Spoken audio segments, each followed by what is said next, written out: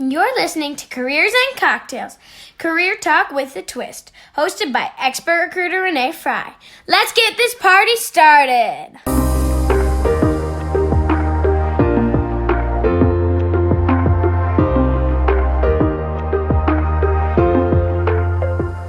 Hey party people, welcome to Careers and Cocktails.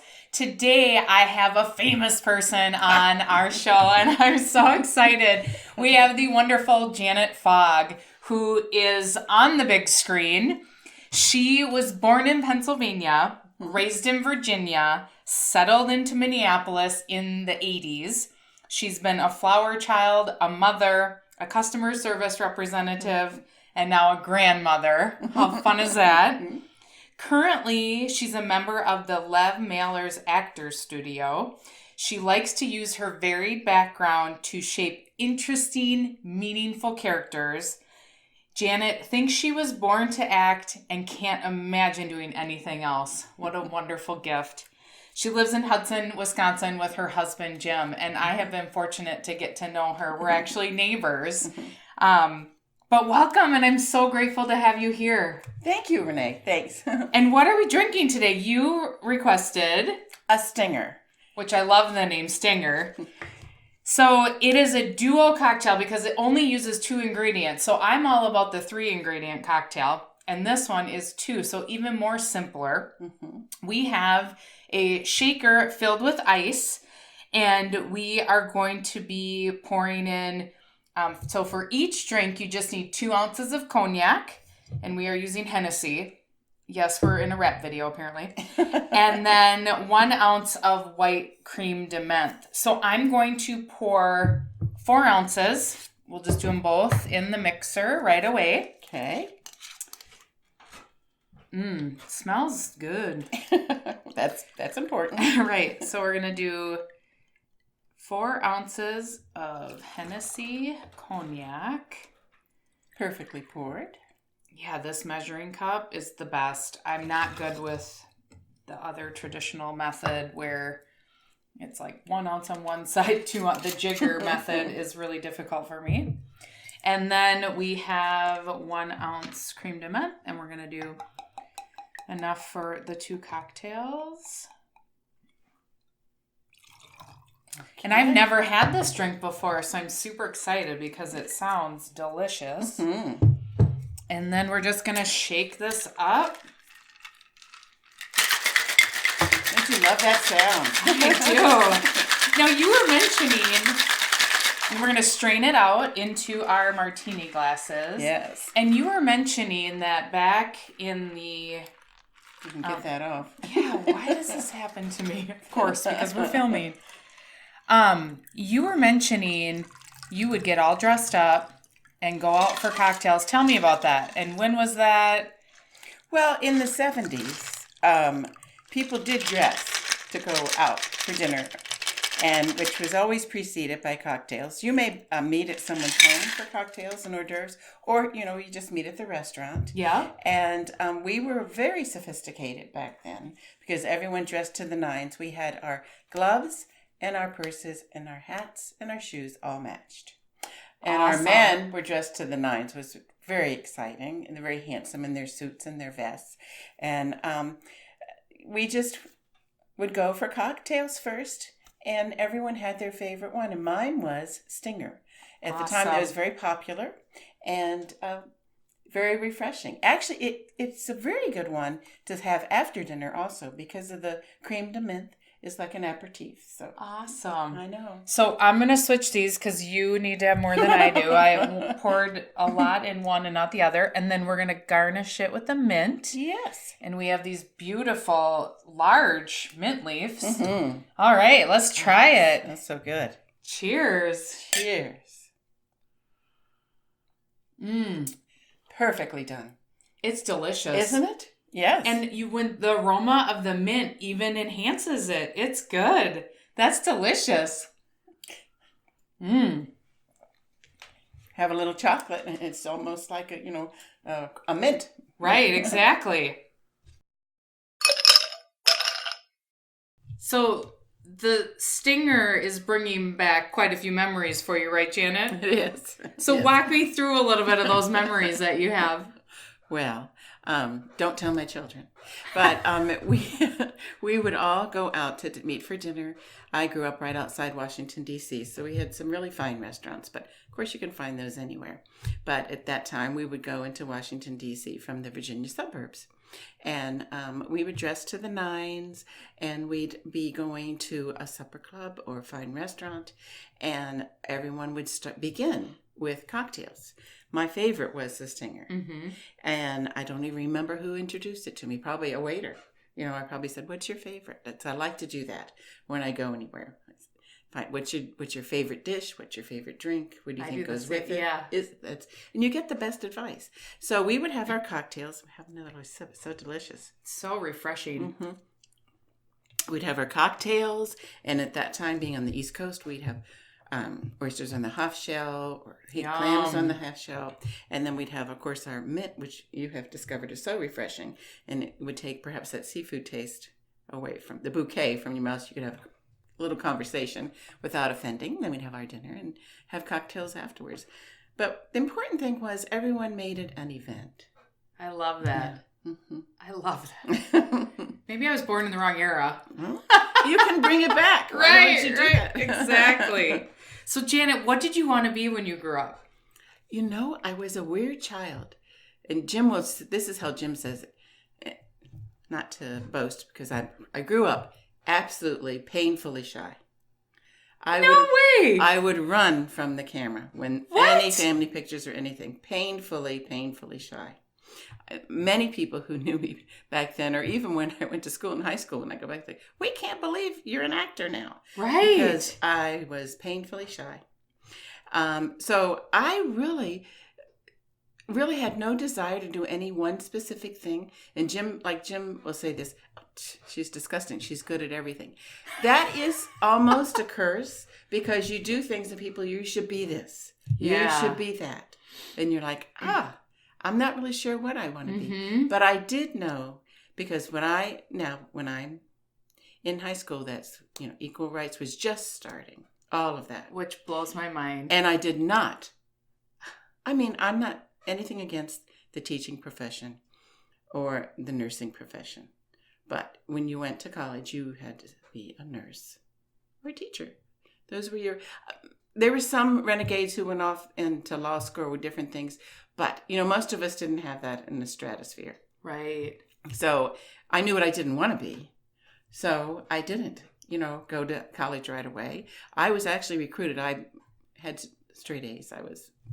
I was recruited by the DIA, Defense Intelligence Agency, being right outside D.C., to come work for them. And I had the most interesting, wonderful job there at Pentagon with them. Awesome. I didn't know that. Yeah, I did. And I suppose I can say this now, but I had a really high clearance. And I always say it's because I was still a virgin. But I had no past. and so it was really exciting for a young girl. Right. Very exciting times. So how did you, as a young lady in that era, even have the courage to go to Washington and step out and not be a nurse or a teacher like all the rest of your cohort? Well, I think one thing I have learned to do, and I try to tell my children, is, by not knowing specifically, I think, being like in a, just a tunnel vision of what I wanted to do, I'm always open to whatever comes my way. And when that opportunity came to me, I took it. Absolutely. Cheers to that. I can't say I was not scared to death, because here I was, this young girl, and I had the long blonde hair, and just, and I'm going into this bevy of men in the Pentagon, and but it was wonderful. Great experience for me. I can't tell you, it just so much, and gave me a great deal of confidence. It really did, to go forward. And then my then husband was in Vietnam. He returned, and we were transferred. He was transferred out to Oklahoma, and the guys wanted to have him transferred to D.C. But you know how we are when we're young. I was bent on doing my own thing and gotten away, so we went to Oklahoma. And that was a whole nice experience too. I mean, I think everywhere you go, you learn and you do. And I worked for the state there, the state of Oklahoma, and that was good. They was in their division where they had job skills and training for the handicapped, and that was really great too. I really enjoyed it, learned so much. I think if you open yourself up to anything, everything that you do in life, you build on and you use those skills later. Absolutely. I totally agree. So how did you get into acting then? Well, I had a career in commercial printing, and at one time, Jim said to me, my husband, who was the president of 2 plants in the cities, and I was working for a plant in Wisconsin, which did not compete. And I said, I love my job. I loved my job. I love what I was doing. It was account exec or customer service rep, in some areas call it that.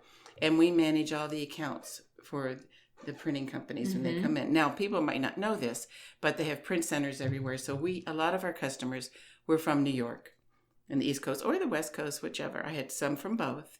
But the East Coast customers specifically, like M. Shankin and all of them, the people here in Wisconsin had a hard time dealing with them because of the difference in culture.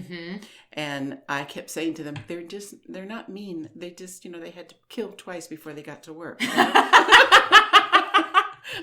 They don't mean it, really, what they say. But I've had all the East Coast customers, and I loved everything I was doing.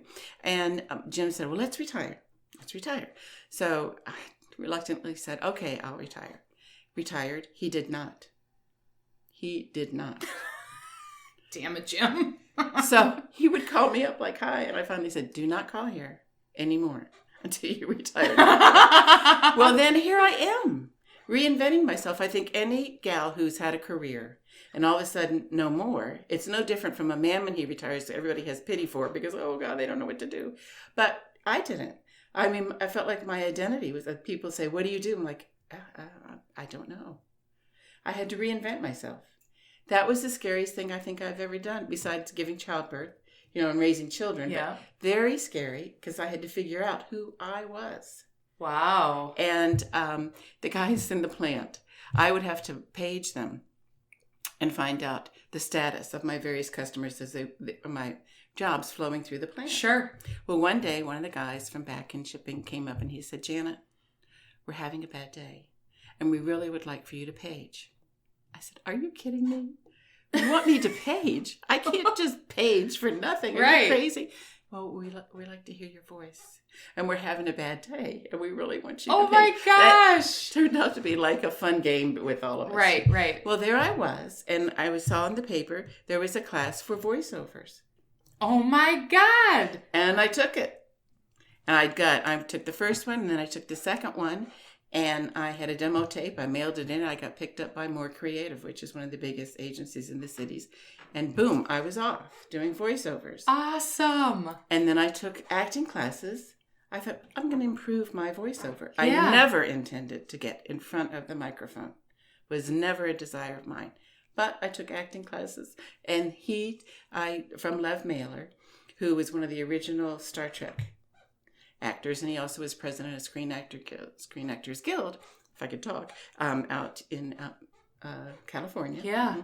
So he said, I said, well, if I don't do anything with this, at least it improves my voiceover, and I feel like it's enriched my life. And he said, I'm training you to be an actress. Get that through your head. And I did. Awesome. Yeah, he took a liking to me and inspired me. He's been a really great mentor. I love that. Mm-hmm. So, Janet, how you said you were incredibly shy. Yes. How did you get over that to be in front of the camera? Well, training through Lev. And he trained me, like before you go on, to try to have some things in your head, some, different mantras, different skills, different things that you learn as an actor, to try to settle myself. But I will say to you that the first time I got out there, specifically when I had to open the show, I was on the stage by myself. I can't tell you, it was really traumatic.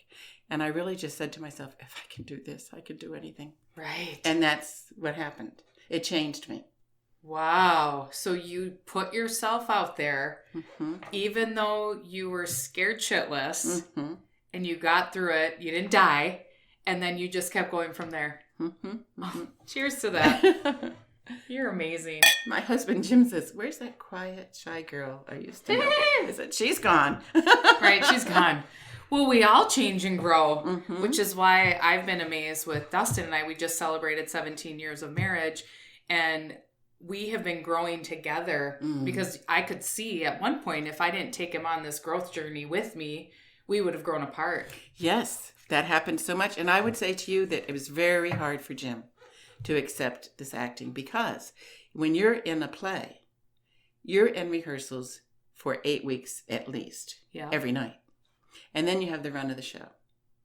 Now I do a lot of film and commercials, but there's no, for commercials, you'll get a call. It's just like That Girl, if you remember that show. You probably don't. You're too young. She was a waitress, and she would get a call. You can waitress and try to have an acting career too. Yeah. And they'd say, "We need you like in 2 hours or 1 hour, in 5 minutes." Yeah. Bam, go.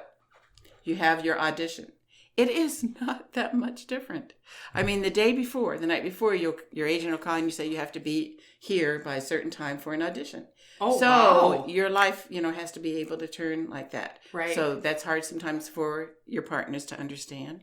Also, when you're in a play, you are having fun. I mean, because you're enjoying it, but they're not, unless they're in the business too. Sure. So it was huge for us. Huge. I can't tell you. Even my mentor said to me, if you can, help Jim get through this, that'll be your biggest hurdle. And he, to his credit, has come around, and he's very, very good. I mean, every now and then he gets a little frustrated, but it's changed us too, as a couple, because he's really grown by going into a whole new industry. All the energy from the young people and any new thing that you do, you get all this wonderful energy from. Absolutely. And so it's really helped us. But, you have those little painful transition times that everybody has to talk. Right. Well, and as human beings, most of us are not comfortable with change. No. It takes a lot to be comfortable with change. I personally embrace it, because if I'm not changing, I'm not growing. Right. But not everybody can do that. Right. So we did take a party bus for one of her... Now tell me, it was in St. Paul. What was the festival? Frozen Film Festival. Awesome. Mm-hmm. But we took a party bus. So if you could have a famous person who was alive come with us on the party bus we went on, who would it be? Katharine Hepburn. Oh. I think she is a party person. She did a lot of drama, but when you watch her in any of her comedy, her timing is brilliant. And she has a way of being sophisticated and so funny at the same time. I love her. I love it. Mm-hmm. I love it. I always say Snoop Dogg and Bruno Mars because I need both ends of the spectrum. Bruno can serenade us and tell us how beautiful we are. Yes. And Snoop Dogg can bring a different chill element to the party bus. Mm-hmm. Mm-hmm. So is there anything we can help you celebrate this week? This week? Well, we just got back from Seattle, and we have a new grandson. He's 5 months old. Oh, adorable. Yeah, he is. So the funny thing is we have 14 grandchildren because we have all these kids and we know what they're doing. But he is the first one that looks exactly like Jim. Really? And he even has big feet. Jim has 16 feet. So it's just so neat. Oh, cheers to the new grandson. Yeah. His name is Bodie. We don't know where the name came from, but we're on it. We're out like Bodie. Hey, there's Olympians named Bodie. I know. Bodie Miller, right? Mm-hmm. So tell me about, do you have any unforgettable, horrifying experiences related to interviewing or like your first day on the job or resigning from a job, Janet? Well, I do have a little funny story. We want to hear it. And you'll not believe it. But, I did work for Jim as his administrative assistant at one time. Okay. Years ago. I had moved from the D.C. area. I was working in an actual area firm because my degree is in business. And we moved our children. My husband at the time got offered a position out running a restaurant way out in in the Shenandoah Valley. So we moved to the Shenandoah Valley. We thought, well, it'd be a great place to raise children.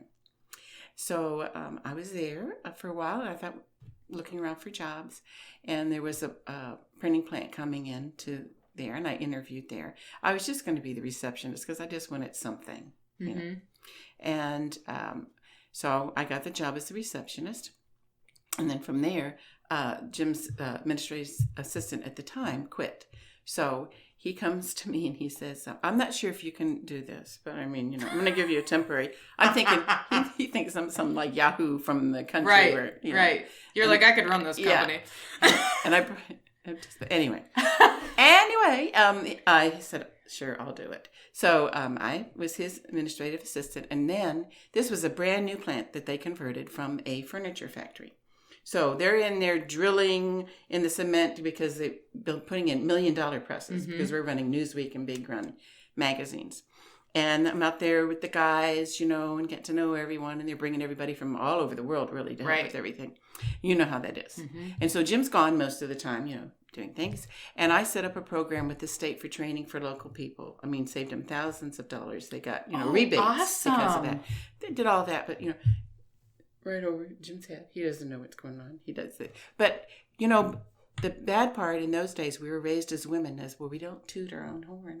Right. We just do it. Big mistake, ladies. You must always explain what you've done and what you're doing. But I didn't. I'm just doing all of that and getting to know all the supervisors and doing all that and keep everybody happy, doing everything for every department. So now comes time for my review. Yep. We sit down and Jim says, well, you know, I'm real happy with everything. We're excited. I don't know what else you can do. And I'm going to give you, he comes up with some far-fetched It was not that. But I didn't care because that's how silly I was. I just loved doing what I was doing. Sure. Very exciting with the challenge of everything new. I'd never been in manufacturing before. All I did was push numbers around, for goodness sakes. This was so exciting. And so I'm like thinking, what else can I do? I was 23 at the time. I'm on the edge of my seat. What else? Tell me, what else can I do? Yeah. And he thought for a moment and he looked around and he said, maybe you could vacuum. Oh my God. And I was speechless. I could not speak. I was there like, I can't believe this. I couldn't speak. So because there was total silence for a while that he had trouble handling, and he said, and dust. Oh my goodness. It's true. And he was serious. And I thought, you know, I just have to get up and leave. Right. I did. And the next morning I handed in my resignation. Good for you. He never got it. He never understood it, why I was leaving. I just made up, like, I think I'm going back to school. Something, you know. Anything. I got to get out of here. So, and then I came home. And then my husband then was wanting me to, you know, have babies and have. So, and I actually, and so I did. I got pregnant and had, he always says to my daughter, you know, it's because of me. You're here. Oh my gosh. She said he takes credit for everything. But anyway, That's funny. But, you know, I thought, well, I'll just be a mom, you know, for a while because we're in the country. And then I did, there was an opening because it's really hard. It's not, I love being home. I loved it all. Everything was great, but I wanted to have a little something. So I applied at the post office, and now they're offering me like a job as assistant postmaster. Mm-hmm. And in between then, Jim had been writing me letters, which I never opened. I plunked in the trash. And all the guys in the plant, they'd call every now and then. They'd say, Jim's gone for today. Won't you come back in and visit us? And I'd say, no, I can't. I don't want him to know that I've stepped foot back in there. That's just the Irish in me. So I didn't go back, you know, anytime, even when he wasn't there. So finally, he called one day. And that was before you had, you know, caller ID and all of that. Right. And I picked up the phone, and there he was. And so we talked. And he said, well, maybe you could come in, you know, and we could just talk. So I did. But, and I did go back to work. And at the time, mainly, it was because of all the guys. I really did love all of them. You know, it was so much fun being with them. Right. And I thought, well, I can handle Jim. You know, Sure. and he now was a different person. And he'd been through, can't tell you how many assistants. Oh, you know. I'm sure. Because evidently they didn't vacuum. I don't know. But but anyway, I came back, and at that time he was not married when I came back. He was separated from his wife, but I still was married and worked for him many years. And then I went into the customer service account exec because I wanted to do something different. Sure. Mm-hmm. So, and then later on he came. We got married. Long story short, I married that man. Who wanted you to vacuum and dust. Yeah. So did he ever know that you were behind all the great things you implemented for the company? And he got it later. I mean, I Okay. was gone. Well, the state wrote letters about how wonderful the program, and they still were using it, years later. And actually, the CPA we were a branch company. If I could talk, I better not have another sip. Judd and Detweiler was a 100-year-old company in Washington, and they were branching out to have a plant in Virginia, in the suburbs. So the chief executive of accounting, their CEO, he would be like, we need Janet, because I did all that stuff. In fact, he would never okay anything unless did Janet do that or whatever. I mean, I really, because I love that. Right. I love that. But once I learned about holding something in my hands, that you've been a part of creating in manufacturing, was so great, Oh my gosh, what a story. I know. What a story. So what advice do you have to someone who wants a career in show business? Well, there's many ways you can enter. You can go to school, you can go to college, and you get your Master of Fine Arts. That's a great entryway. If you don't have that opportunity, you can take many courses. When you're in a big city, specifically Minneapolis, St. Paul, so much out there as far as training. So I trained, that's all we do. My favorite scene from Postcards from the Edge with Carrie Fisher and her mom, Debbie Reynolds. She's buzzing up to get an apartment, her mom's apartment in New York. And she said, please, I just need $100 for one more acting class. And we're all like, if it only cost $100 these days, but you're constantly training, just like in any craft or sport. You have to keep up, and so train, take every class you can take. Go and sign on when they're doing a movie shoot. Hey, come, be their gopher, be whatever, see how the system works. Go to a casting director's office and be the person who checks people in or whatever, see how that process works. Right. All of that, you learn the business. Awesome. And if you were able to sit down with your 20-year-old self, Janet, what advice would you give her? Oh my gosh.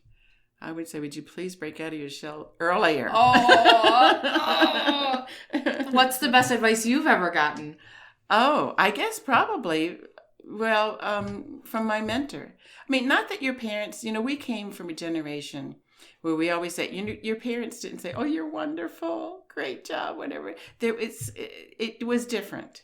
It was different. We didn't know. We just, we weren't built up all the time, which, is bad. I mean, there's like that happy medium. Right. But I would say the person who changed my life the most is Lev Mailer. He believed in me. And, I know I've been believed in before, but not to the extent to where I'm jumping off this, diving board is something totally new in my life. Like, goodness gracious. Right. And he was there to push me. I love it. And what's the best advice you can give somebody? Always follow your dreams and believe in yourself and have an open mind. There's so many things that come into your life and you say, oh, I wish that I had done that or grabbed on that. Do it. It's okay to make a mistake. It Absolutely. Really is. It's okay to fail. That's your best learning tool. Absolutely. Well, and I'm of the proponent of it's not failure. When you have an obstacle or you make a mistake, it's not failure. You're moving forward, you're growing, and it's there. That circumstance shows up for you to change your behavior, your thinking to get you to the next level. Yes, it gives you courage, doesn't Mhm. it? It really does. Yeah. I mean, you are like, all the gals in the neighborhood were like, oh, Renee, she's like our heroine. I mean, you could have stepped back, and said, oh, I'm just going to stay home. I mean, I stayed home for a while when I had a little downer. You didn't. You went, bam. Oh, I couldn't. I don't enjoy anything domestic. And I knew I have a burning fire in my belly. It shows. And I follow it. And I couldn't, my mom stayed home for the first 14 years of my life. And I wanted to make my own money, earn my own money, create something. I actually didn't even want to get married or have kids until I met Dustin. I wanted to climb the ladder, be CEO of a corporation, and nothing was going to get in my way. And then I met Dustin, the love of my life, who is he's so perfect. Phenomenal. For you. He is. But I was like, oh my God, I want to marry you and have your babies, which I was like, who am I?